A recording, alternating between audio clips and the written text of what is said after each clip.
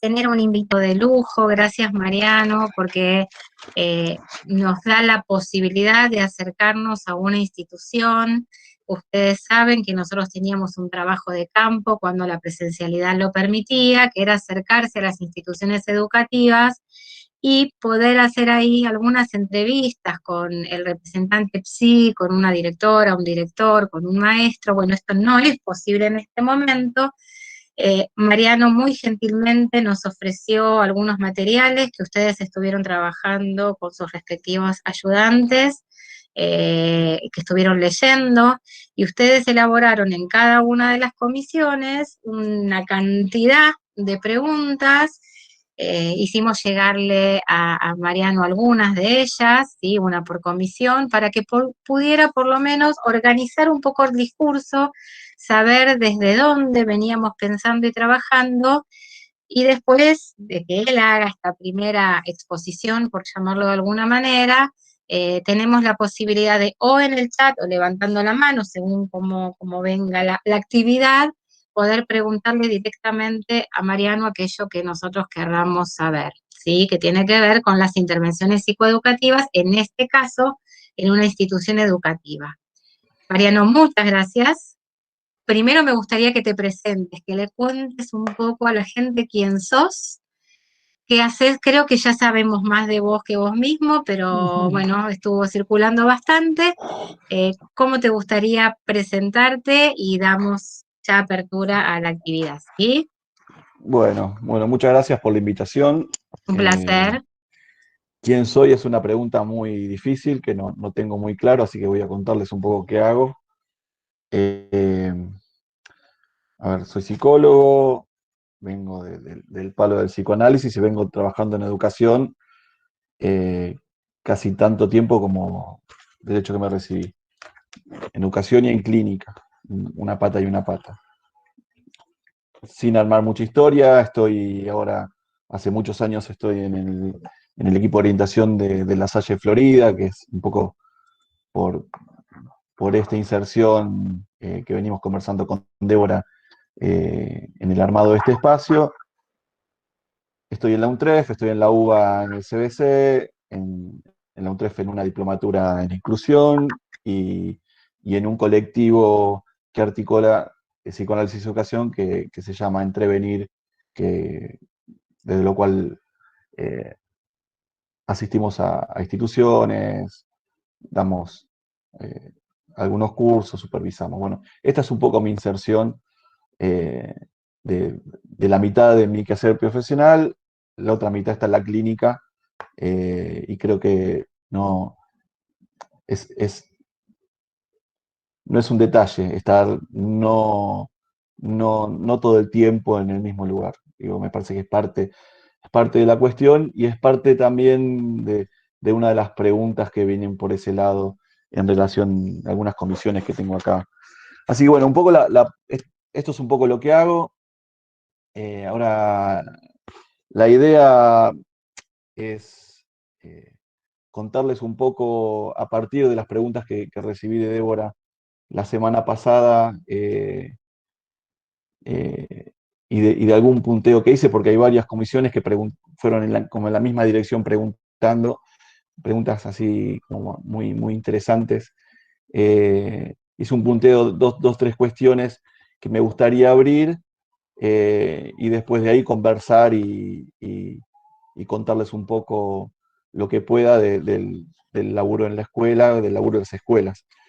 Estoy en La Salle, Florida, pero hace un tiempo que estoy transversalmente con otros lasalles del interior del país y eso en algún punto enriqueció un poco, me enquilombó un poco la agenda, pero enriqueció un poco el laburo por esta salida. Y esta salida tiene que ver con uno de los puntos que preguntan algunas de las comisiones y tiene que ver con la virtualidad, la pandemia. Concretamente el año pasado, por la virtualidad, viajé por todo el país a distintas escuelas de la red de La Salle, que son 20 y pico, no me acuerdo si son 23, 24, sin salir de la computadora, pero me permitió viajar por todos lados. Y acá va uno de los puntos. Así que bueno, Organicé en 3 o 4 puntos este punteo, pero la primera cuestión que me gustaría como aclarar es que nada de lo que leyeron, no sé qué leyeron porque mandé varias cosas, algunas cosas viejas y algunas cosas muy nuevas, ¿no? Pero Estuvo nada, circulando todo, ¿eh? no, está bien, pero quería, porque mandé como algunas cuestiones que me avivé también que mandé cuando leí algunas preguntas, ¿no? Entonces, uy, ¿qué habré mandado? Porque algunas cuestiones como las fuimos transitando y estamos como en otro lugar. Y me pareció como re interesante eso porque me hace caer la ficha de que nada de lo que leyeron ni nada de lo que les voy a contar está por fuera de una historia. Digo, por fuera de una historia que implica historia, ¿no? Y que esa historia implica tiempo, implica a la época cruzando, ¿no? Fuertemente el trabajo, implica mucha discusión, implica mucha formación e implica eh, conversaciones y agujeros, ¿no? ¿Qué quiere decir esto? Que lo que les cuente hoy posiblemente esté en proceso de discusión también internamente en la escuela, ¿no? Y esté muy interpelado por la época y esté muy interpelado por nuestra propia historia, digamos. Alguna pregunta decía, ¿cómo se ponen de acuerdo 11 personas? Bueno, es una buena pregunta y la cuestión, no sé por qué supone que nos ponemos de acuerdo 11 personas siempre, por lo menos. Obviamente hay momentos de mucho acuerdo, sí hay mucha conversación, pero si no nos podemos poner de acuerdo 11 personas, estamos fritos también, ¿no? Primera cuestión de contexto, La Salle, Florida, es una escuela aproximadamente de 400 docentes y casi 4.000 alumnos en los 3 niveles. Eso implica, junto con las familias, una pequeña ciudad en Florida, en Vicente López. Digo esto para tener dimensiones de que ahora el número 11 queda como un poco empequeñecido en relación a, a estas dimensiones. Eh, entonces, eh, vamos un poquito al punteo. Eh, es muy grande Florida, hay pocas escuelas del tamaño, no sé si buenas, malas, no hablo digo del tamaño de las dimensiones. Son 6 hectáreas en Florida, ¿no? Y la dimensión espacial también en algún punto juega un papel. Vamos un poco al punteo, así no lo hago muy extenso. Eh, Hubo comisiones que preguntaron por esta dimensión de equipo de orientación único, institucional, por esta función de terceridad eh, y, por, y por lo espacial. ¿De qué se trata esto de estar un poco adentro, un poco afuera? ¿No? Y a mí eh, se me armaba mucho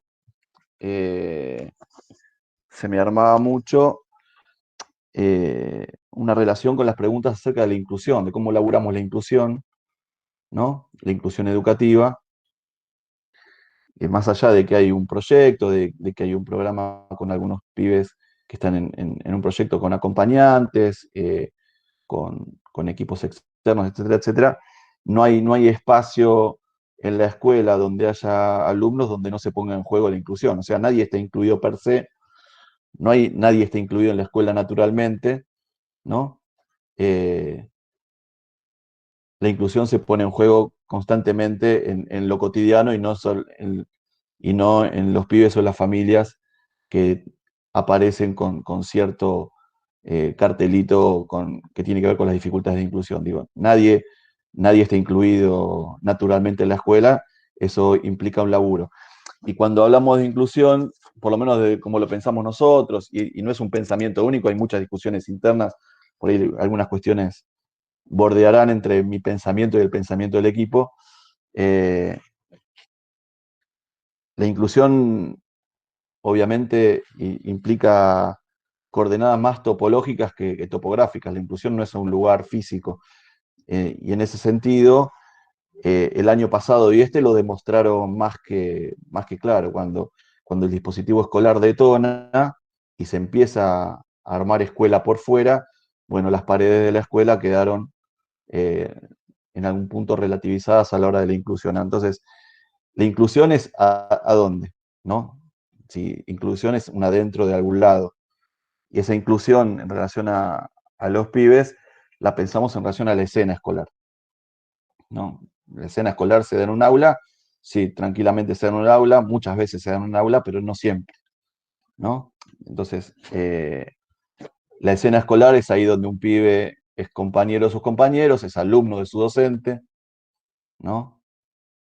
Comparte con el resto algunos contenidos en sus tiempos, a su modo, ni todos ni de la misma manera quizás, ¿no? Entonces, todos sabemos que en un aula eh, puede haber pibes que no estén, ¿no? Que estén en otra, o que estén en proceso de desescolarización, y pibes que no están viniendo a la escuela o no estén en el mismo espacio, pueden estar adentro de ese entramado muy fuertemente. Eh, entonces, esa inclusión implica, bueno, de nuevo, el alumno no es un alumno, un niño no es un alumno per se, entonces implicará la construcción de un alumno. Esto también lo vimos el año pasado muy fuertemente eh, cuando las coordenadas en relación a lo virtual, bueno, cambiaron un montón. ¿De qué se trata? Un alumno, no, ¿cómo tensiona el dispositivo escolar cuando un alumno se levanta y prende una computadora? Es un alumno ese que se levanta y que prende una computadora. Había alumnos, eh, una vez que se pasó a la virtualidad, las escuelas que pudieron empezar a armar dispositivos y empezar a armar como cierta estructura bueno, se encontraron con alumnos al principio o el alumno fue un punto de llegada después de todo un trabajo de volver a armar lazo con la escena, ¿no? Creemos que la segunda, ningún pibe es alumno por ir a una escuela. El alumno es un pibe que encarna un lugar que presta un dispositivo, ¿no? Un dispositivo escolar. Entonces, me acuerdo del año pasado, una directora que me contaba una escena donde un niño desde la casa levantaba la mano, no la manito esta del Meet, sino levantaba la mano desesperado y la maestra unos minutos después le pregunta qué pasa, le dice quiero ir al baño, ¿no? Estaba en la casa, tenía el baño a 1,5 metros, entonces digo esto, hay algo de la escuela que se armó ahí, ¿no? Ahora, esa escuela que se arma ahí no es ni la misma que la presencialidad, que la de la presencialidad. eh, y una de las preguntas del equipo en relación al laburo mucho con los directivos y con los docentes es, bueno, ¿qué escuela armar? Algunas de las comisiones preguntaban por el tema de la urgencia, ¿no? ¿Qué implica la urgencia? ¿Qué implica salir de la urgencia? El, en concreto, el año pasado, algo de la urgencia o de salir de la urgencia implicó ubicar cierta dimensión de imposibilidad en relación al dispositivo escolar, así como estuvo trasladado. Si el dispositivo escolar en su estructura digamos, tiene como una dimensión de imposibilidad irreductible, mucho más a la hora de trasladarlo a lugares desconocidos. Cuando en la inercia del año pasado se intentó como armar o como una réplica de la escuela, obviamente esa misión imposible fue pegarse palo tras palo y, y quedar como preso de demandas propias y ajenas en relación a sustituir, a suplantar algo bueno, que ya no estaba. Entonces, salir de la urgencia implicaba ubicar cierta dimensión de lo imposible, qué es lo que era imposible, qué es lo que estaba pausado, qué es lo que se podía volver a armar, qué es lo que estaba perdido, ¿no? Digo, ubicar que algo de lo que no se podía, ¿no? No lo podía un docente, o no lo podía un directivo, o no lo podía un alumno, no es que no lo podía el dispositivo, eso producía como mucho, en terreno, producía mucho alivio, ¿no? Casi cambiar, casi cambiar la gramática de lo posible y de lo imposible en la escuela. No es lo mismo plantear que un docente plantee no puedo a que ubicar colectivamente que hay algo que no se puede, ¿no? En relación a... No, no vamos a detalles porque es una lista. Entonces, cuando hablamos de acá en la escuela, en el equipo, cuando hablamos de inclusión a un lugar en relación siempre a un docente. No, no alcanza con que esté en la escuela. eh, y cuando hablaba de los agujeros en relación a la historia, sabemos que la inclusión plena es una ilusión, en algún sentido.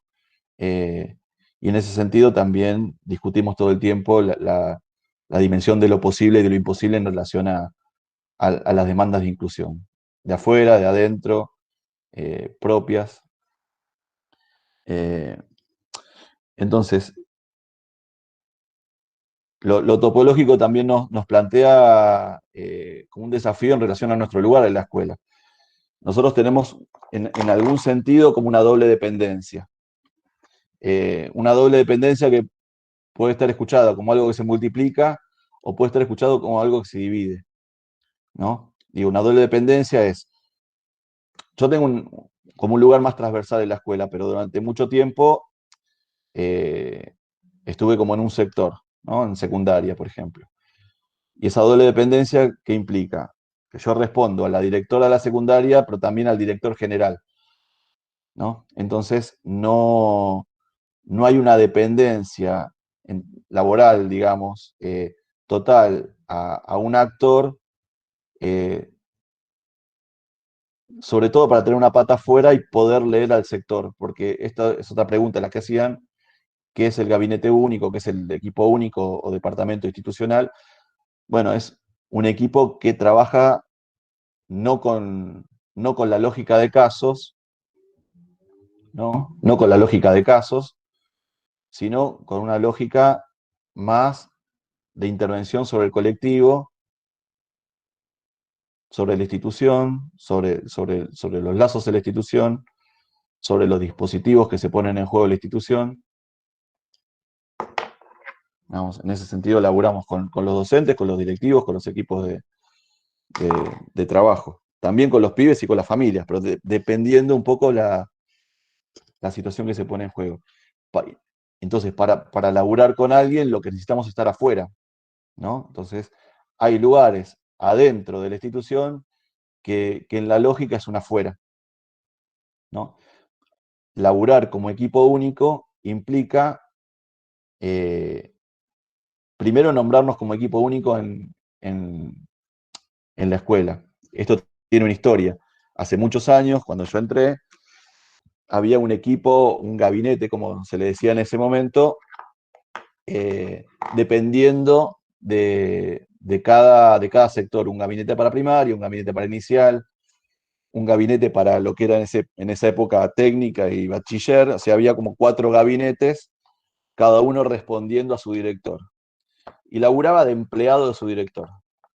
O sea, había una parte de la institución que estaba ciega a la lectura y a la intervención. La posibilidad de armar un equipo único implicó restarse o restar a cada uno de los integrantes de cada uno de los sectores. Y una de las cuestiones que instituimos es como una reunión de equipo casi religiosa. En ese sentido, jueves 9 de la mañana, nos reunimos, el equipo se incendie la escuela o navegue en aguas mansas, no importa, ¿no? Digo, nos piden, cuando eso tardó tiempo en instituirse, no fue sin tironeos, pero se armó un espacio eh, para tomar un poco de distancia, para poder restarle al otro, para poder eh, armar entre nosotros la posibilidad de ir por la escuela. Digo esto pues es una escuela gigante, entonces estar más en un sector a uno le permite llegar a otro sector y poder escuchar un equipo un poco desde afuera. Es necesario estar un poco desde afuera para poder leer. Esto no le estoy trayendo ninguna novedad, pero los afueras hay que construirlos en la escuela, no son naturales. De hecho, la inercia de la escuela va casi en el otro sentido, ¿no? En relación a quedar en algún sentido absorbido, ¿no? En cada uno de los sectores, y en ese sentido lo que queda anulada es la posibilidad de lectura e intervención.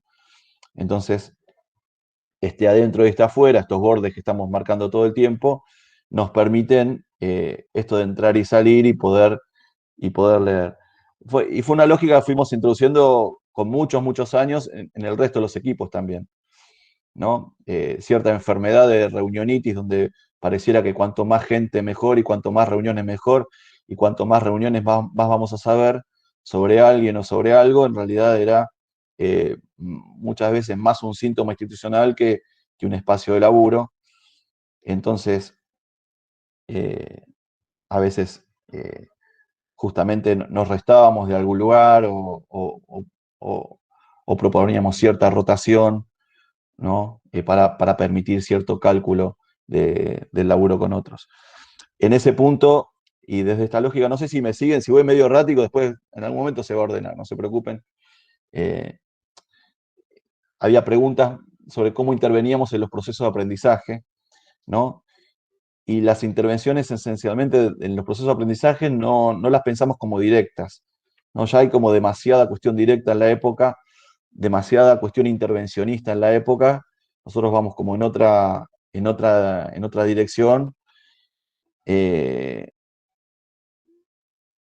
frente como ciertos discursos patologizantes y ciertos discursos neurologizantes y ciertos discursos donde pareciera que viene un cerebro a la escuela, y más en zona norte no tienen idea cuán pregnante es ese discurso. Eh, Nuestra idea en algún sentido, restituir la potestad del aula al docente, ¿no?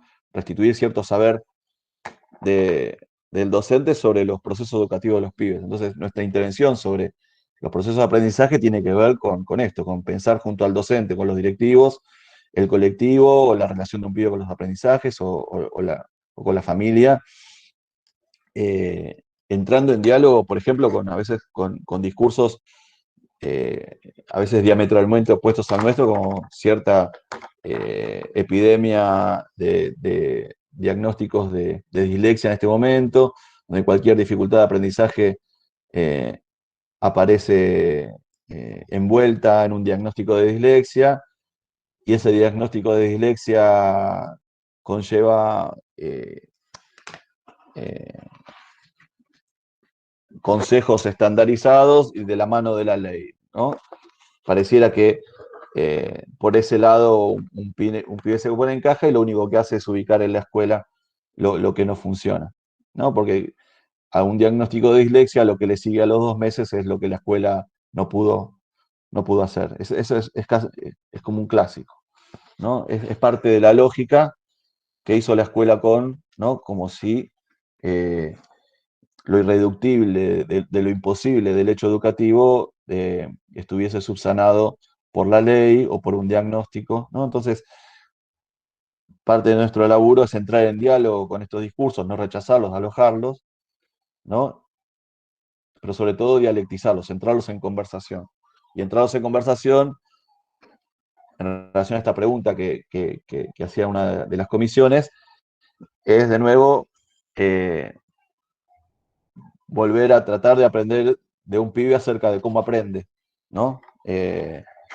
Sabemos que estos diagnósticos, por lo menos, no los rechazamos porque es como la familia piensa un pibe. Entonces, digo, hay que entrar en diálogo con las representaciones que traen, ¿no? Y, y dialectizar qué implica la dislexia. A veces alcanza con una familia haciendo una pequeña maniobra, preguntándole, bueno, ¿y qué tipo de dislexia tiene tu hijo? Entonces, y la familia ya empieza a contar cómo aprende un pibe, que lo que nos interesa es cómo aprende un pibe, qué es lo que le está pasando, ¿no? Si la familia está on fire, o si de repente tuvo, no sé, 20 millones de cosas, donde la dislexia empieza a ser una palabra más y no aparece como comandando el discurso y de manera religiosa. Eh, Esa es una de las formas de intervención, o sea, no hay intervención directa sobre los pibes poniendo una lupa y ubicando recursos o déficits o skill, así como los discursos de la época mandan, sino complejizando un poquito, sobre todo con docentes que también, ¿por qué no reconocerlos? También compran estos discursos porque los eximen un poco de pensar un poco el lazo, el colectivo o los desafíos eh, que trae un pibe cuando no viene con el oficio de alumno de Marca Lasalle, digamos. Eh, Esto por un lado, preguntaban los talleres. Eh, los talleres también tienen historia. eh, y en los talleres, eh, a ver, nosotros hace millones de años eh, nos cuestionábamos toda la lógica del especialista, ¿no? Un especialista que venga a hablar de sexualidad, toda la lógica de Johnson y Johnson, o la lógica del especialista en drogas, o del pediatra, o del neurólogo. Y abandonamos hace muchos años eso, eh, hicimos como un pasaje del especialista al lazo, no hay como cortando la ilusión del especialista para hablar de determinado tema. Eh, Salimos de la prevención, hay una pregunta que hablaba de la tensión entre prevención primaria y prevención secundaria, y tuve que volver a leerla porque hace tantos años que no hablamos de esos términos que traté de entender hasta qué es lo que yo había escrito ahí, ¿no? Pero hay cierta cuestión que venimos laburando con instituciones de afuera, más en la línea de la reducción de daño que de la prevención, ¿no? Y eso fue todo un laburo con docentes y con las familias y con mismos directivos, correrlos un poco del discurso médico hegemónico donde pareciera que la prevención garantiza algo, ¿no? Y los espacios que armamos son espacios de conversación, con temas. Una de las preguntas decía, bueno, ¿de dónde sacamos los temas? No es que los sacamos, esto sale de la conversación con los alumnos todos los días en el aula, ¿no? No necesariamente nosotros. En secundaria, por ejemplo, está armado en relación a tutorías. La referencia de los alumnos y de las familias es una pareja, la pareja del tutor y el preceptor. Al preceptor lo pensamos como un docente, ¿no? Eh, y, y esa es la referencia en relación a la vida en lo cotidiano de la escuela. De ahí salen los temas, de ahí salen los emergentes, eh, y por supuesto en la escuela, digamos, hay vida, ¿no? ¿Qué quiere decir que hay vida? Hay situaciones cotidianas que tienen que ver con la sexualidad, con las discusiones en relación al género, con el cambio de género, con nuevas identidades, con embarazo adolescente, donde hace muchos años eh, armamos dispositivos donde eh, las alumnas que vienen con un niño tienen un espacio para darle de amamantar, cortan la clase y se van al maternal a darle la teta, vuelven, de asistencia. Digo, hay muchas cuestiones en relación a eso. eh,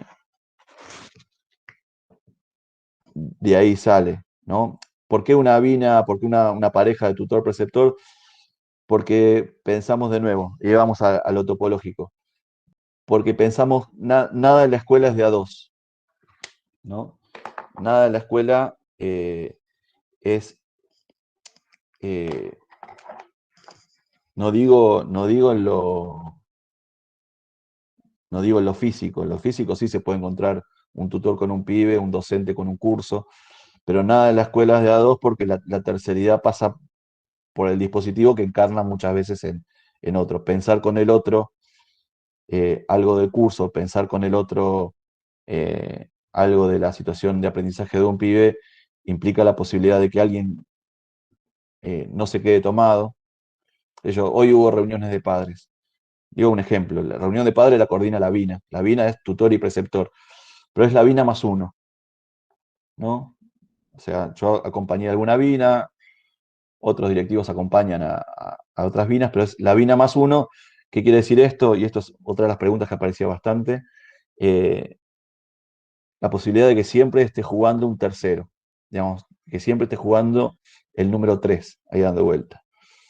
El número 3 no es el que marca por izquierda, no es fútbol, es, es un tercero que regula la relación entre esos dos, ¿no? Digo esto, así como cuestiones obvias donde un docente no es docente porque ama enseñar, sino porque hay un dispositivo que le ofrece un lugar y a partir de ahí se produce una relación de enseñanza-aprendizaje con los alumnos. Bueno, ese tercero queremos que encarne, ¿no? Digamos, en actores concretos. Eh, entonces, volviendo al tema de los talleres, Betina, vos avísame si me estoy yendo mucho, si corto. ¿Eh? Vos frename. Me parece que venimos bien interesante. Lo que propondría es que si, mientras él está haciendo este recorrido por las preguntas, tienen preguntas ustedes, comentarios, los puedan ir haciendo en el chat y los vamos tomando y unos minutos más por ahí para que redondees y después abrimos a la conversación. ¿Te parece? Dale, sí, sí, sí, lo que vos me digas. Gracias. Yo puedo hablar 2 horas o 5 minutos. 2 horas no, pero un ratito más si querés, como Dale, para redondear dale, un dale, dale. poco, y ahí empiezan a aparecer algunas preguntas, así que está bueno. Eh, a ver, creo que el tema de los talleres, cierro con esto, porque después abrimos a la conversación. El tema de los talleres eh, condensa varias de las lógicas que se ponen en juego de la escuela. Creo que ahí aparecía un tema por el lado de las herramientas. Bueno, el taller es una herramienta en sí. La cuestión es desde qué lógica se arma un taller en una escuela, ¿no? Y la lógica desde la que armamos es del lado de la conversación. Son temas, eh, no nos interesa en algún punto, por ejemplo, transmitir solamente ciertas cuestiones en relación a las drogas, tanto como abrir un espacio donde los pibes puedan eh, ubicar algo de su propio pensamiento en relación a ese tema, ¿no? Y eso no se produce con un especialista o con alguien que venga de afuera, sino, entre comillas, con un especialista en el lazo en el que armó con ese pibe. Entonces, el centro de esta cuestión es el lazo de los docentes está sostenido en el lazo de los docentes con los pibes. Eh, por eso nuestro laburo tiene que ver con reconstituir algo de eso, algo del tejido colectivo. Digo, porque la escuela es un proyecto pensado para grupos, por lo menos la escuela como la conocemos hace muchas décadas. Cuando no hay algo de como hay algo de lo grupal que se deshilacha, tiene muchos efectos. Entonces el grupo en sí funciona como un tercero. Entonces el taller es, es un fin y es un medio también, ¿no? El taller es algo puntual, pero es forma y es contenido a la vez. Digo esto porque en los talleres damos un poco de vuelta a la lógica de la clase y, y lo que se produce es otro tipo de conversación. Eh, ¿No? Eh, después la temática van girando desde bullying, desde, qué sé yo, tema de acoso, tema de redes, bueno, millones de cosas. Eh, Mariano, sí, están llegando preguntas en el dale, chat, te las dale. paso porque es difícil hablar y leer a la vez. Por un lado, piden si podés ampliar un poco esto que dijiste de la inclusión como un no lugar físico, ¿no? Esto de que la inclusión no es en lugar físico. Y te adelanto la que sigue, que no tiene que ver con esto, sino cómo abordan temas de embarazo adolescente, género y demás, siendo un colegio religioso. Digo, porque esto circuló en las comisiones, ¿no? Pensando una escuela con estas características, manda a saber cuáles son estas Claro. características, cómo abordan estas otras características, estas otras temáticas. Pero esto estuvo circulando en las comisiones, así que por ahí estaría bueno que... Bueno, cuestión de, a ver, la inclusión definitivamente no es un lugar físico. O sea, no digo que la escuela, el edificio de la escuela, el aula, no sea importante. De hecho, es parte del dispositivo, de hecho, tiene muchas consecuencias la, la no presencialidad. Tiene muchas más consecuencias un respirador, a mi gusto. Entonces, prefiero la no presencialidad a la enfermedad, pero digo, en términos educativos eh, tiene muchas consecuencias. La inclusión, hay muchas situaciones donde un acompañante externo se sienta al lado de un pibe y puede estar las X cantidad de horas en esa burbuja y uno tranquilamente puede entender que ahí no hay ningún pibe incluido. Entonces, puede estar adentro del aula con la maestra, pero si en algún momento no se hace la maniobra en conjunto con este acompañante externo para que este pibe empiece con sus recursos, con sus tiempos, con lo que pueda, a dirigirse a su maestra, ¿no? Ahí hay un proceso de inclusión que no está funcionando por más que un pibe tenga asistencia perfecta, ¿no? Hay otros pibes, casos concretos del año pasado, un pibe, eh, no el año pasado, hace 2 años, por una cuestión oncológica, estuvo casi todo el año desde la casa por una cuestión inmunológica y era un pibe que estaba realmente incluido. Esto es previo, estoy hablando del año 2019, previo a todo este despelote del COVID. Entonces, digo, internet, se le acercaban cosas, chat, WhatsApp, pero sobre todo docentes siendo agentes de esa inclusión. No era enviar PDF, se entiende lo que digo, ¿no? Entonces, son dos situaciones casi opuestas, diametralmente opuestas, donde ubican lo físico como un elemento dentro de esta red que es el dispositivo escolar. Que sea un elemento no, implica que no es necesariamente, digo, esto el año pasado lo vimos de esta manera. Un pibe que no está, a ver, un pibe que no está todo el tiempo en el aula no necesariamente está fuera y un pibe que está todo el tiempo no necesariamente está dentro. ¿No? En ese sentido eh, lo pensamos. Sobre todo porque pensar de esta forma nos evita bastante forzamientos, ¿no? Digamos, sabemos que no alcanza con el voluntarismo, no alcanza con el amor, ¿no? Está muy bien el amor, pero no alcanza para incluir un pibe. Si no hay un dispositivo que no le haga lugar, y eso implica un dispositivo que le haga lugar a los tiempos también de los pibes y a las presencias, ¿no? No alcanza con la ley para incluir un pibe, ¿no? No alcanza tampoco con el discurso médico, ¿no? Pareciera que a veces las recomendaciones para la dislexia es como te traen la pieza que le falta al rompecabezas y a los 3 días ya sabemos que no es así. La otra pregunta, Betina, me habías dicho. Perdón porque estaba leyendo los que vienen. La otra pregunta era cómo trabajaban cuestiones de embarazo adolescente, de Por la sexualidad, cuestión de género, religiosa. siendo una escuela religiosa. Bueno, bueno, mi apellido es Feldman, así que bueno, pueden imaginarse, hace muchos años laburo allá. Eh, Hay escuelas religiosas y escuelas religiosas. Eh, la Salle tiene mucho prejuicio, mucha historia de mierda y mucha apertura que no se conoce tanto.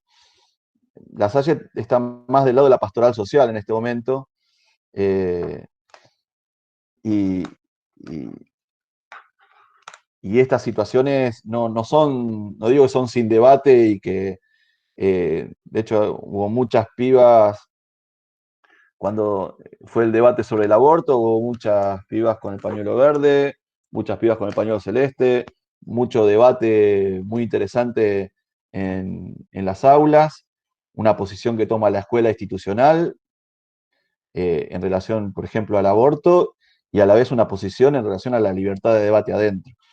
¿Cómo fue el tema de las chicas que se embarazan? Bueno, no se embarazan, nada, tienen embarazo, nada, y se las aloja. Digo, muchas veces tienen que ver con muchas situaciones de vulnerabilidad y el embarazo es un disparador de mucho movimiento de cuidado y de asistencia a la familia, porque esa es la punta del iceberg.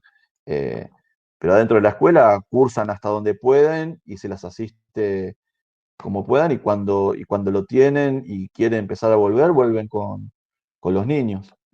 Hay un maternal en la escuela, dejan al niño en maternal, van al aula, van al maternal, van al aula, van al maternal. Eso fue cuando no hubo muchas situaciones, pero cuando las hubo, lo que tratamos es de que en algún punto eh, puedan elegir qué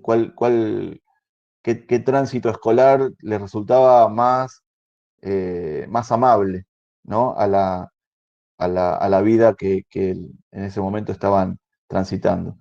Si eso implicaba venir con el bebé a la escuela, bienvenido, y se lo cuidaba, y salía para de la teta, y si quedaba en la casa, se le armaba algo para seguir en la casa, pero en relación no digo que no haya escuelas religiosas que rechacen, de hecho las conozco y están muy cerca de La Salle, ¿no? que han expulsado pibas por traer un embarazo. Buenas tardes. Eh, sí, Quisiese hacer una pregunta en relación con esto, ¿no? De las embarazadas adolescentes, que cómo manejan con el tema de para que sigan manteniendo como la presencialidad, entre comillas, ¿no? Si se hace como un dispositivo así donde se le pasan, no sé, como de repente soy, así más capaz virtual, donde hacen actividades o lo que sea hasta que desean volver, o son meses donde no se hace nada no, con la es un persona hasta que poco, vuelve. es un poco lo que contaba, digamos, es un poco lo que contaba recién. La idea es poder adaptarnos un poco nosotros al tránsito más amable por la escuela para esta chica, ¿no? En relación a la presencia, en relación a la casa. En Florida no hay tantas situaciones, sí en otras escuelas hay muchas más situaciones de este tipo, o por lo menos más visibles. En Florida hay muchas cosas que pasan igual que en otros lugares, pero menos visibles. Son familias con más recursos para tapar las cosas, no con más recursos. Eh, Eso es lo que sucede, pero en otras escuelas se trata de asistir en lo posible. La pregunta del millón es, bueno, ¿qué necesita esta piba, qué necesita esta familia? ¿No? A partir de ahí arrancamos.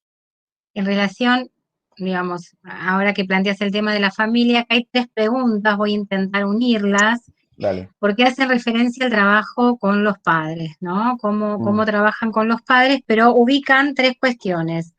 Una, en el caso de las familias que no acepten el hijo que tienen.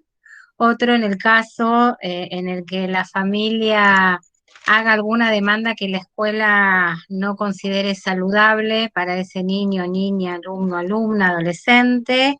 Y cómo trabajarían, acá aparece una categoría que me parece que es interesante para que la pongamos a trabajar desde las lecturas que ofrece la cátedra, con padres problemáticos, ¿no?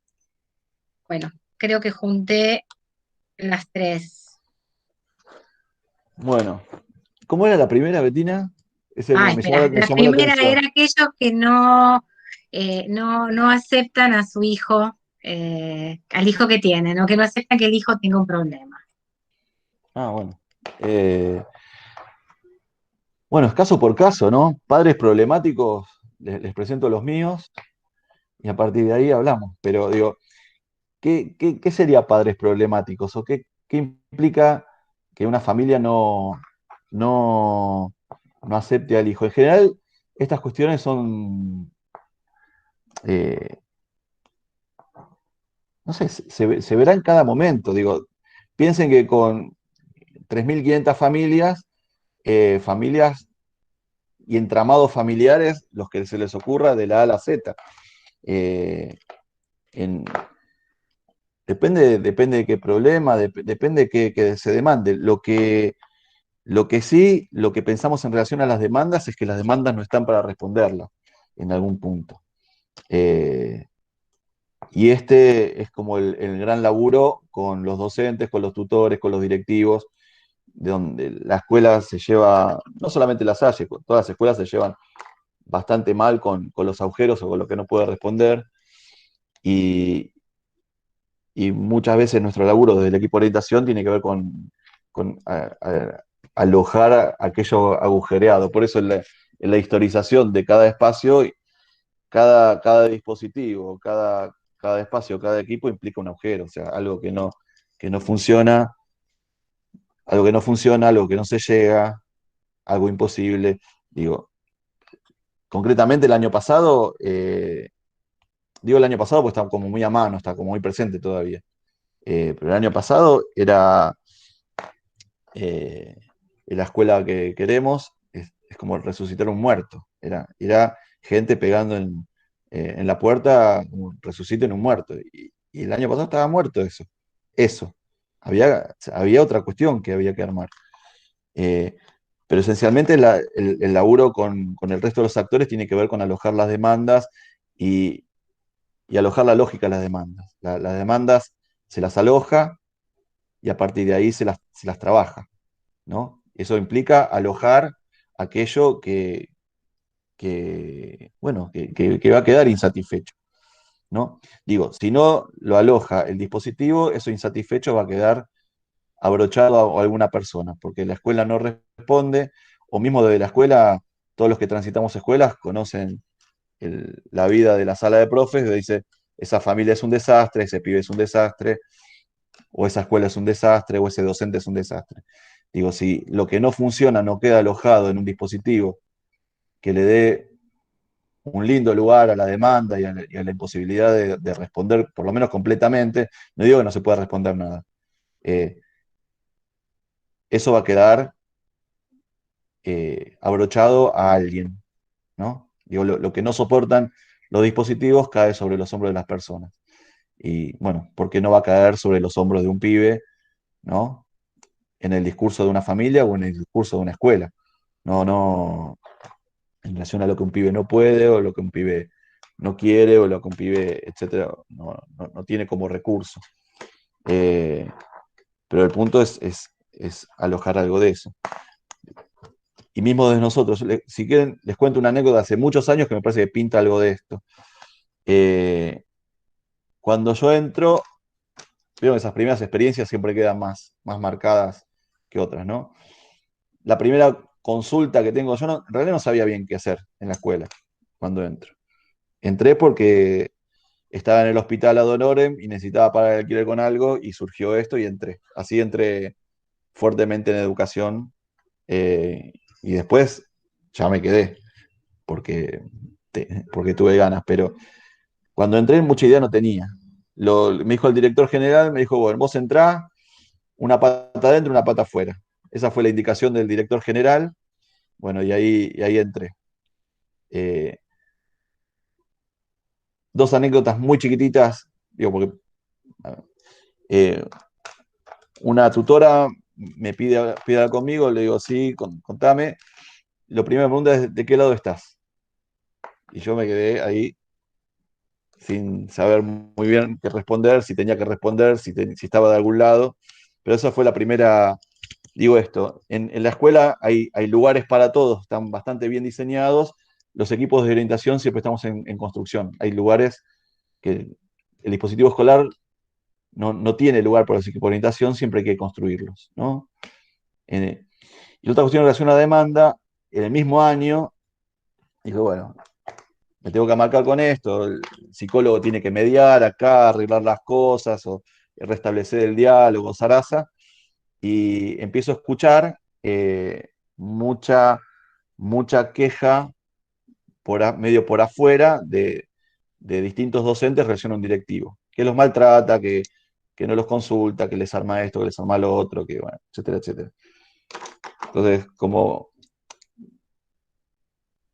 bueno, digo, bueno, acá la historia debe venir por hacer una mediación, armar un grupo, hacer hablar uno venía de espacios de,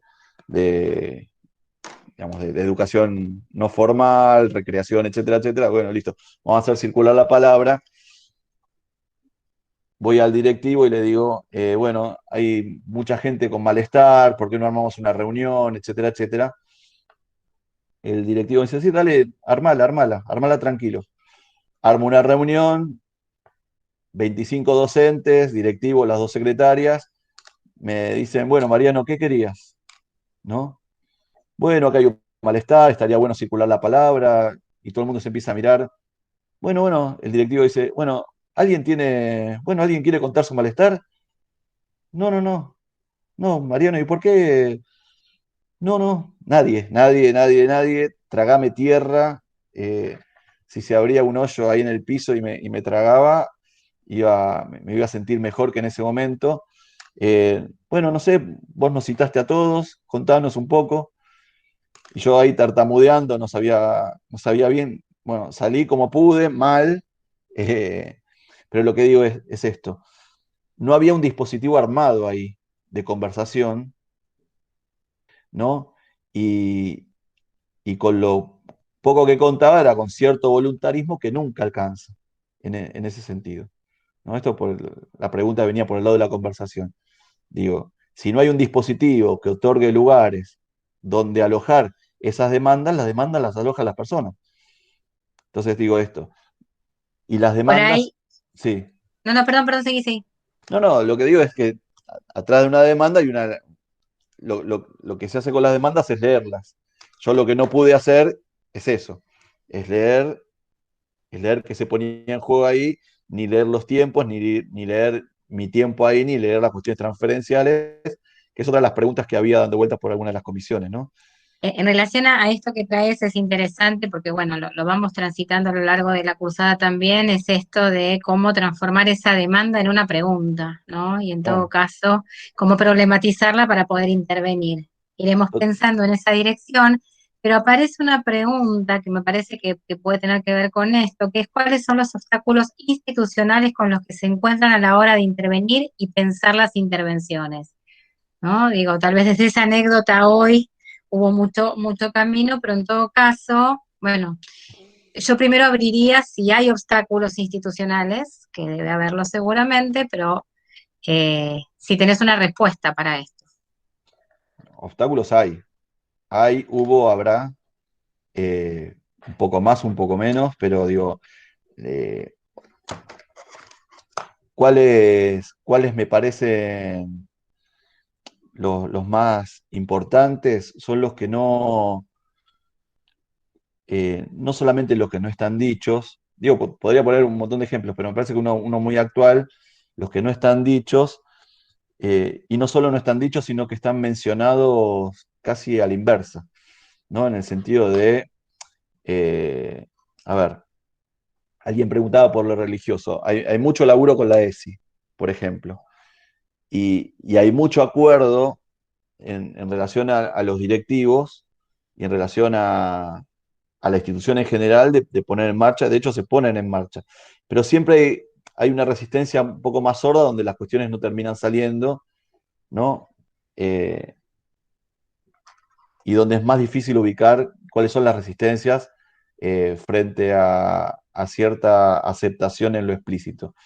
Pero después, obstáculos hay por todos lados, digamos, en una institución se ponen en juego todo el tiempo tensiones, es cuando yo hablo de institución, no hablo de una masa homogénea de 400 personas pensando lo mismo, sino discursos que entran en tensión entre sí, eh, qué sé yo, todo tenemos, en lo explícito tenemos una posición en relación a los diagnósticos patologizantes, a la hora de los bifes esa tensión no está tan clara, entonces se pone más en juego en lo sintomático. Digamos, el obstáculo es parte en ese punto. Tampoco obstáculo no es problema, ¿no? Obstáculo eh, es parte me parece que parte del proceso educativo y parte del laburo del equipo con el resto de los actores. Si no, pareciera que pensar distinto, parecía que lo normal es que la cosa fluya y, y no hay normal, ni hay natural, ¿no? De hecho, esto lo hablan, creo que ustedes, hasta en estos términos. El proyecto de la escuela es un proyecto de adultos para los pibes. Entonces, lo normal no es que los pibes se sumen a proyectos de otros. ¿No? Hay una negociación, se pone en juego todo el tiempo la cuestión que tiene que ver con el consentimiento, y el consentimiento es algo que se gana, no es algo que, ¿no? Digo, hay mucho laburo chiquito y mucho laburo del detalle, por más que es una escuela con... El otro día, cuando dividió en burbujas en secundaria, se armaron 128 burbujas con los 64, con los 64 cursos, ¿no? Hubo que contratar ingenieros de la NASA para armar toda esa, toda esa logística que fue un bolonqui. eh, y, y aunque haya habido 128 burbujas, lo que tratamos es de ubicar algo del detalle, del armado, de la oferta, ¿no? De una oferta que incluya en los pibes algo de los intereses de los pibes, algo del interés de la escuela, pero también que incluya la posibilidad del consentimiento, ¿no? Digo, sin consentimiento, sin cierta cesión de lo propio para entrar en el proyecto de otros, no hay escuela. Entonces, ese consentimiento no es solamente de la familia, por más que algunas familias se nombren las allanas, muchas veces esas mismas familias son las que más ponen palos en la rueda. Son muy pocas, muy pocas, pero hacen más ruido que el resto del 95% de las familias. Lo que digo es, eh, cuando me preguntan por los obstáculos o por los padres problemáticos bueno, qué sé yo, siempre. Pero me parece que es parte del asunto. Eh, la gran mayoría es muy amable en general. Eh, y cuando aparecen familias como, bueno, qué sé yo, es parte del asunto, ¿no? Digo esto, los obstáculos, lo problemático, eh, no es que es un problema, es parte de la tensión que se pone en juego entre, entre un proyecto que no es natural, en algún sentido, ¿no? Perdón, una Ahí, consulta. Ay, perdón. no, no, sí, dale, Rubén. No, Bueno, muchas gracias. Rubén y Francisco también pidió la palabra, así que bueno, ¿te parece Rubén y después Francisco? Dale, muchísimas gracias. Por favor. Perdón, yo quería retomar, había preguntado lo de los padres problemáticos, porque también se me vino en lo que comentaban en esta terceridad del tercero, y hablaron hoy en el principio, por ejemplo, de los pañuelos verdes y pañuelos celestes. ¿Qué Sí. sucedería ahí en el caso de un padre diga, no, yo no quiero que mis hijos estén con los pañuelos celestes o pañuelos verdes? eh, Desde ese lado, cuando el padre sería el obstáculo y no los niños, digamos. Pero ¿por qué sería el padre un obstáculo ahí? Y porque le exigiría, no sé, lo veo desde el lado de que no te juntes con esos chicos, no te juntes con los de los pañuelos verdes, no te juntes con los pañuelos celestes, vos juntate con este grupo y el niño viene a la escuela ya con ese pensamiento y se va formando como una burbuja aparte o una alianza Bueno, aparte. pero los pibes tienen menos problema que los padres para conversar. Eh, no digo que no haya habido discusiones, pero bueno, a un padre no le gusta, no le gusta. ¿Qué va a hacer? Eh, no, la escuela no es una escuela a la carta. Digo, hay ciertos valores, hay ciertas cuestiones de principios de la escuela, pero en los detalles, armar una escuela a la carta a medida de cada familia es absolutamente enloquecedor para los pibes, para la escuela. Entonces, algunas demandas directamente se le dice que no. El año pasado, en pleno pico de contagio, que es una pavada alrededor de la hora, pero en pleno pico, pleno aislamiento, padres planteando, ¿y si lo juntan, ¿no? En la costa o en la costa de San Isidro, ¿no? Por ahí, por Vicente López, y si se juntan y se organizan, y era un no rotundo, no era bueno, déjenos, tomamos nota, lo mismo ahora. Ahora estaban pidiendo que se transgreda el DNU de presidencia, y la respuesta es no. Digo, no es, bueno, tomamos nota, vamos a ver, gracias por la inquietud.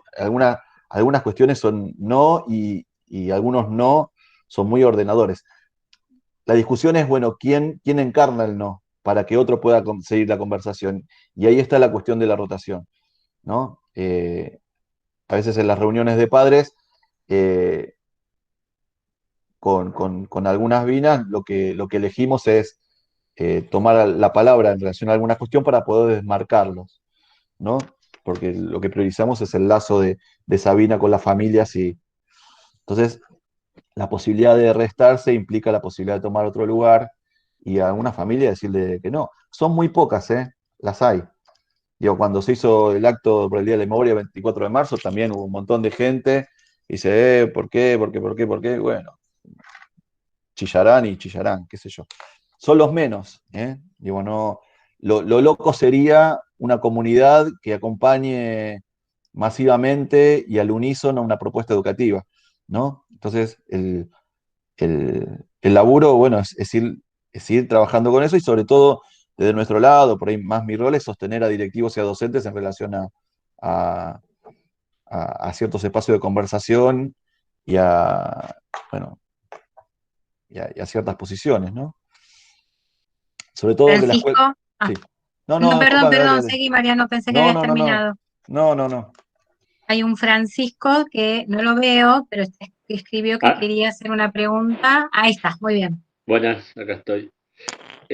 Mi duda era, el otro día había salido algo de esto en la clase, respecto a, bueno, justo veníamos hablando de los obstáculos, ciertos obstáculos o resistencias que se pueden presentar en la intervención, pero en la intervención con la institución, por ejemplo, se me ocurre cuando uno, digamos, quiere abordar el tema de cómo se concibe el aprendizaje o cómo se lleva a cabo la enseñanza y se encuentra con ciertos determinantes duros, por ahí en el equipo docente o directivo, muchas cuestiones tradicionales que están muy arraigadas y que uno trata de intervenir con eso y se encuentra por ahí con muchas resistencias. Bueno, eso cómo se aborda. Una de las notas, por ejemplo, que de los artículos que leíamos el otro día de los tuyos, decía algo de que por ahí con algunos directivos llevaba años poder generar un dispositivo.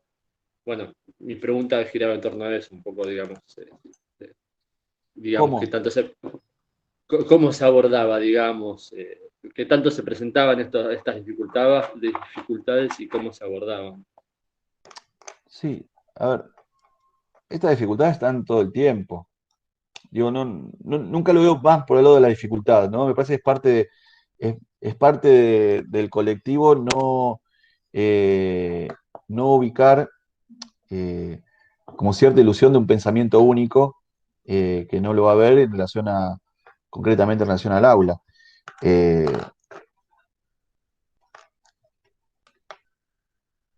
me cuesta pensarla desde ese lado porque los obstáculos y- y esto que vos comentás es algo de lo cotidiano. Los, los espacios llevan como mucho tiempo instalarse, ¿no? No surge nada por decreto, uno hace una oferta y no uno, en realidad uno acompaña, asiste, orienta en lo que puede. También esa es la ilusión, equipo de orientación supone que está orientado, en realidad es es el cartelito que hay en la puerta, ¿no? O por lo menos lo que se supone que parece para que lleguen acá y compartir un poco el, la posibilidad de encontrar un rumbo. Pero esto que vos contás pasa todo el tiempo. No es lo que nosotros, sino digo, hay cierta propuesta de la escuela y todo el tiempo hay esa tensión entre por izquierda y por derecha, te diría. Esa tensión en relación a esa misma propuesta. Eh, Hay algo de la lógica de los espacios de conversación que, que no son de cualquier manera, son en relación a un marco, ¿no? En la escuela no se conversa de cualquier manera ni de cualquier cosa, y aún así, y quizás paradójicamente eso es lo que otorga cierta libertad a los pibes para conversar, ¿no? Tengo la sensación de no estar respondiendo bien a tu pregunta. Me parece que hay ciertas cuestiones que no tienen que ver con la lógica de los problemas, sino con la lógica de la estructura, ¿no? La estructura de la escuela no es una estructura cerrada, completa, que si se rompe hay que arreglarla, al revés. Está viva y está agujereada y está digo, hablar de si hoy estamos hablando todos los días, introducir la ESI hace 10 años era todo un desafío y entonces digo, hay algo de la época que va acomodando un poco las cosas y planteando desafíos nuevos. Por eso, no sé si estoy haciendo honor a tu pregunta con la respuesta, pero me parece que hay algo de los obstáculos y de las dificultades que son parte inherente del laburo, ¿no? Perdón, ¿puedo consultar algo? Yo había hecho justamente la pregunta de los obstáculos y después me interesó que surgió esto, bueno, de cómo hay veces que algo no funciona y poder alojar eso que no funciona sabiendo que muchas veces no se va a poder llegar a una resolución plena. Si podés ejemplificar un poco, bueno, qué sería eso que no funciona, porque ahí me imagino que también entran esto de las lógicas institucionales, de ciertos supuestos institucionales, del estilo también institucional, porque hay decisiones de lo que de cómo se decide direccionar y llevar a cabo, ¿no? Esa escuela. Entonces, bueno, ¿qué sería eso que no funciona y respecto a qué no funciona? Y bueno, nada, ¿cómo se lo trabaja? Está bueno, la pregunta que vos hacés tiene que ver con el hueso. No es como cero superficial. Vamos a tratar de cubrirlo un poco de alguna encarnadura. Lo que no funciona lo planteo más en el sentido de lo que no funciona completamente, ¿no? Más en el sentido de lo que Freud planteaba en relación digamos, a las profesiones imposibles, ¿no? Gobernar, educar, analizar, o sea, se puede educar, ahora se puede educar completamente, pensar que el problema es la ilusión de educar completamente o de que funcione completamente, ¿no? Porque si no estaríamos hablando de una escuela como maquinaria que produce, digamos, que produce chorizos, ¿no? Una máquina hacer chorizos donde salen todos los pies iguales y el dispositivo, en tanto red, digamos, en tanto discurso, entra en conversación o en tensión o conflicto, como querramos llamarlo, de forma más amable o más áspera con los sujetos y en esa, digamos, y en esa articulación hay un resto. Nadie es educable por completo, ¿no? Nadie no resiste algo de lo que el proyecto del otro trae. El problema está en quien desmiente esa dimensión de lo imposible del hecho educativo. Digo, ubicar la dimensión de lo imposible en el hecho educativo también limita y pone mucha luz sobre lo que sí es posible. Y lo que sí es posible es muchísimo. Voy a tratar de ejemplificar algo de esto. A ver, hace poquito sucedió una cuestión con una profe, no me acuerdo si tercer, cuarto año, donde en un chat o en un classroom o qué sé yo, no entiendo bien lo tecnológico en ese punto que sucedió, pero la entraron a bardear muy feo, ¿no? La entraron a bardear muy feo con cuestiones muy subidas de tono y muy insultantes. Y esta profe es una piba súper piola, militante, ¿no? Con una militancia eh, muy importante en el feminismo, en zona norte, qué sé yo, y aparecía justo eso con ella, ¿no? Y sí, justo eso con ella, ahí se entra en el diálogo. Digo, hay algo que entró en conversación ahí, ¿no? Y alguna gente decía, digo esto por izquierda y por derecha, ¿no? Bueno, pero estos pibes no pueden decir estas cosas en esta época, ¿cómo van a decir esto?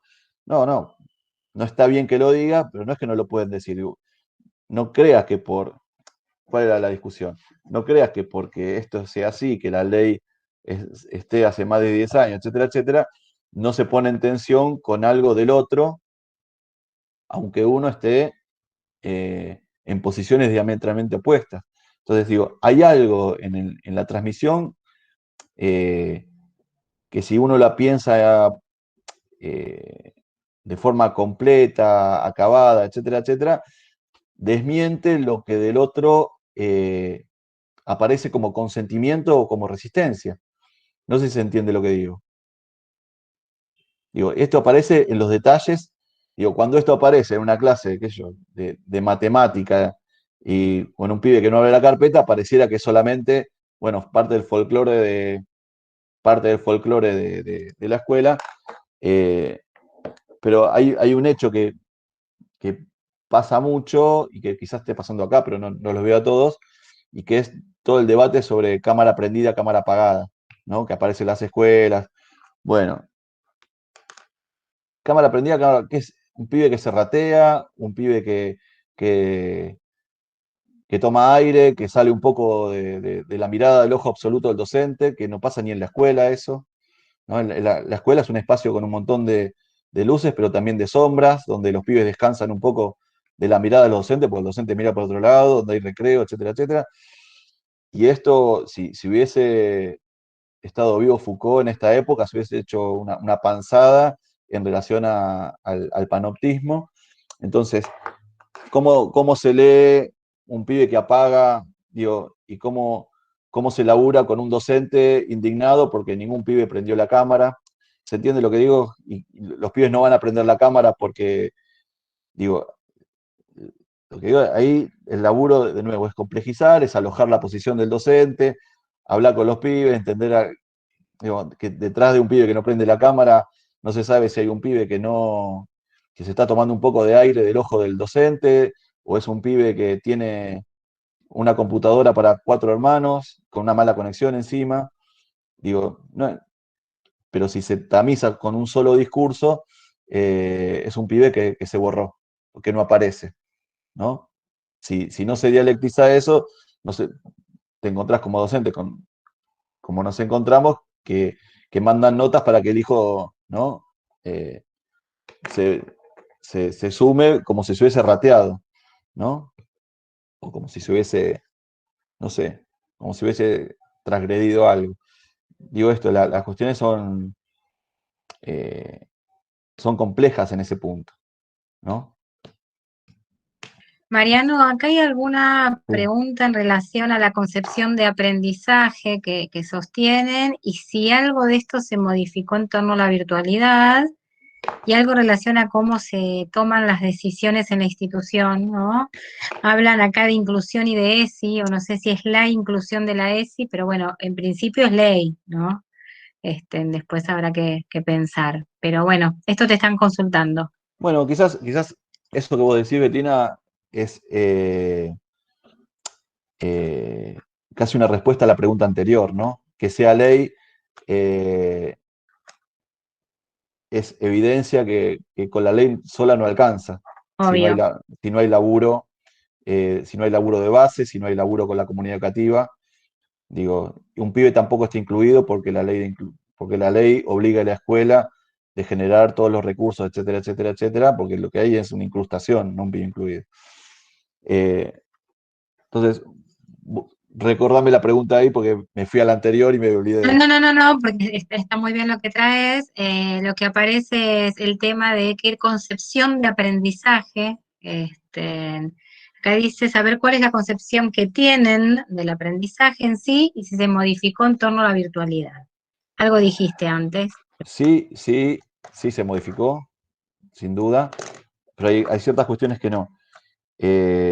Concepciones de aprendizaje es un entramado de concepciones, pero esencialmente eh, lo que se piensa es en un aprendizaje cooperativo, colectivo, un aprendizaje entre pares, ¿no? De hecho, en la mayoría de las aulas se elabora en grupitos y no hay bancos de a uno, ahora no se puede por la pandemia, pero hay bancos redondos donde se juntan de a 4 o 5 y esos grupos de 4 o 5, como si fuese una mesa de pipo, que ya no está, lamentablemente, va rotando, pero hay cierta concepción del aprendizaje como un aprendizaje colectivo, no solamente en la relación con el docente, y después un aprendizaje donde hay un pibe bueno, esto que fui contando en relación al consentimiento, que está en, en un lazo con los contenidos que está en triangulación con el docente y con sus compañeros, ¿no? Sujetos activos, sujetos que meten mano en aquello que, en la propuesta del otro. Meter mano es ponerse a trabajar o resistirse también, ¿no? Eh, eh, pero bueno, un poco por este lado, posiblemente me quede corto con esto.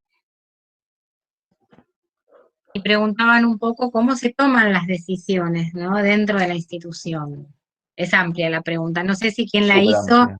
tiene ganas de puntualizar un poquito. Micaela, no sé si estás, si tienes Sí, ganas.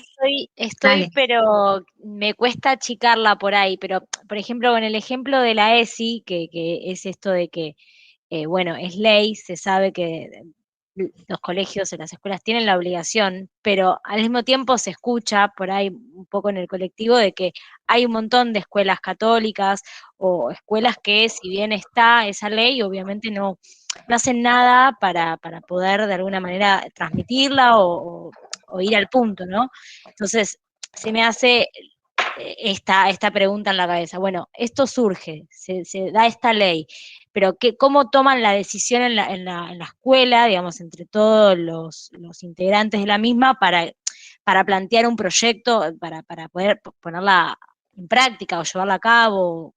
Mira, ¿Cómo son? a ver, voy a contestar y vos me dirás si entendí lo que preguntaste, ¿no? Porque tiene más que ver con mi dificultad de comprensión en esto. Pero las decisiones se toman dependiendo qué decisión. Hay distintos niveles de autonomía de los sectores y hay decisiones que son muy transversales en la institución que las toma o la asociación o la dirección general, pero sobre todo lo que se trata de elaborar por esta cuestión en relación a la terceridad que mencionábamos antes es con equipos de laburo, ¿no? Hay muy pocas decisiones, o casi ninguna, que tome una persona sola, ¿no? Y esto no tiene que ver con la cantidad de gente que trabaje en las Salle, sino con la forma de laburo, ¿no? Hay un director general, pero las decisiones se termina legitimando lo que es el consejo directivo, que son, digamos, los directores y vices de todos los sectores. Y ahí también son como 10, 12 personas. Es mucha gente. Después hay otras decisiones más chicas que van tomando espacios de mayor autonomía. En relación a la ESI, hace muchos años se labura en relación a la ESI, aún antes de la ESI. Digo, la ESI, en el espíritu de la ESI hay una cuestión de transversalidad muy fuerte, que no tiene que ver con los talleres, sino que tiene que ver con ciertas cuestiones de género, de lazo, de perspectivas, incluidas en los contenidos, incluidas en los contenidos cotidianos. En ese sentido, sí se labura. Obviamente hay temas más ríspidos que otros, ¿no? Lo que sí hubo muchas situaciones de chicas y chicos con cuestiones de cambio de una cuestión de identidad, de cambio de género, etcétera, etcétera, donde la escuela acompañó a pesar de las familias que pedían que lo llamemos por el nombre anterior, por ejemplo, y la postura nuestra, o por lo menos asesorada desde el equipo, es, bueno, acompañemos a este pibe, pero acompañemos los procesos y los tiempos de todos, ¿no? Por ley no sirve, por ley obligar al mundo a llamarlo, ¿no? Me parece que hay algo de esto que tenía que ver con, esencialmente en el centro, acompañar a este pibe en su cambio de identidad y en su lugar frente al mundo, cuidándolo lo más posible y respetando un poco todo lo que podamos su voluntad y acompañar al resto, digo, porque si no, no hay laburo con el resto. A veces algunas cuestiones bajan por el lado de los programas, pero la mayoría de las situaciones aparecen por el lado de los emergentes y eso lleva mucho laburo en ese sentido. O sea, lo que digo es, con la ley no alcanza, ¿eh? Porque si uno solamente habla de la ley, deja fuera un montón de personas cuyos discursos a uno personalmente quizás no le gusten, pero operan en silencio, ¿no? Y también implican como un desalojo del otro, ¿no?